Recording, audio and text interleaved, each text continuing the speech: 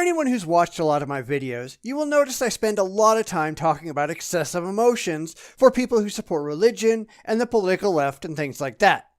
I often point out that it's impossible to have an intellectual discussion with people for whom intellect is seen as the enemy.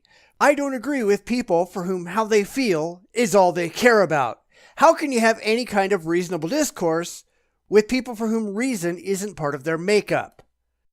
And of course, the second I say something like that, invariably I get the religious or aggressives screaming that there's got to be something wrong with me because I'm not an emotional mess.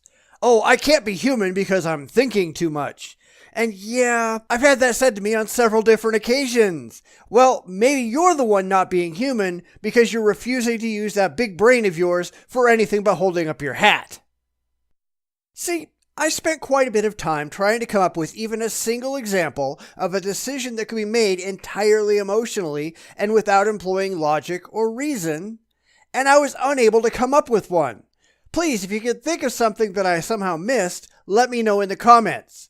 But even love, something I've had people trumpet as the ultimate emotional decision, is really a bad example. Now, personally, I've been married for 24 years. I love my wife very much. Always have, and so far as I can tell, I always will. But the decision to get married wasn't an emotional one. It was a rational one. I mean, yeah, you had the emotions, but then the decision that was made was based on logical factors. Were we compatible? Did we have common interests? Could we weather both the good and bad times? Did we have common goals in raising children? It was only after factoring in all of that logically that the decision got made. And that's the way it should be.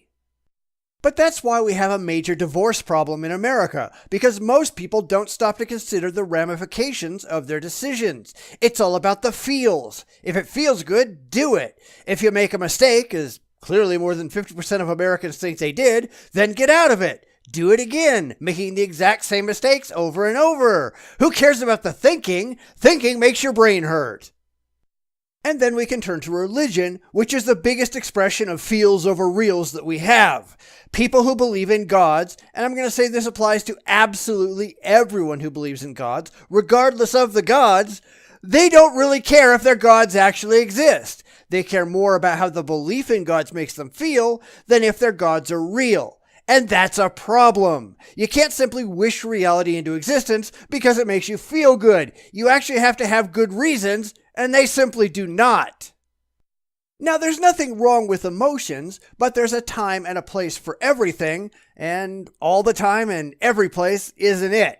But you have these people for whom emotions are the go-to reaction for everything, and critical thinking and skepticism simply do not exist. They're incapable of taking a step back and examining their options objectively. They cannot override their emotional reactions, and that is a problem. There are no decisions, at least that I can tell, that can be best made emotionally. None. Emotions might have a part, it might have a small role, but if you haven't looked at it rationally, you're doing it wrong. And I can already hear it. Some people are just wired differently. They can't help it. Bullshit.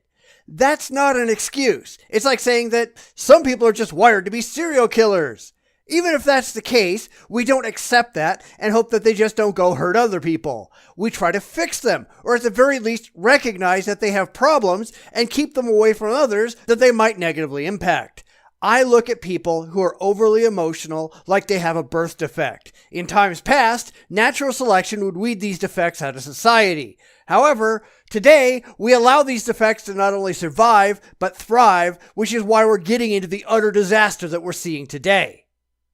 I'm sure I'll get some people saying there's something wrong with me for daring to question their hyper-emotional ways, but you're wrong. There's something wrong with you. You're not using the faculties that you've evolved to use.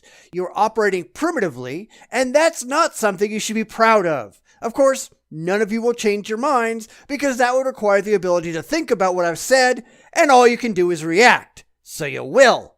Negatively. Don't worry, I expect that. Because I don't know that you're capable of change. You just feel what you feel and want what you want and can't entertain any other notions because you're so wedded to your emotions.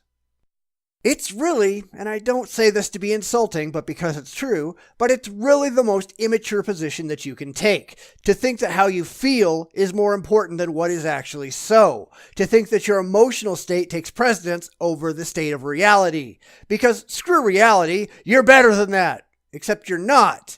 And I'd love to think that a lot of these people are better human beings than they pretend to be, but I don't think they are. They don't understand what being a rational, critical thinking human is.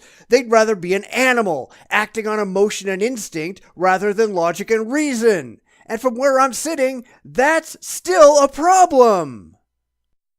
So what do you think? Do you agree that the role of emotions is not to be in charge every second of every day? Do you think people have a choice on how to react? Let me know in the comments. What have your experiences been like debating hyper-emotional people? Did you actually get anywhere? Was it worth your time?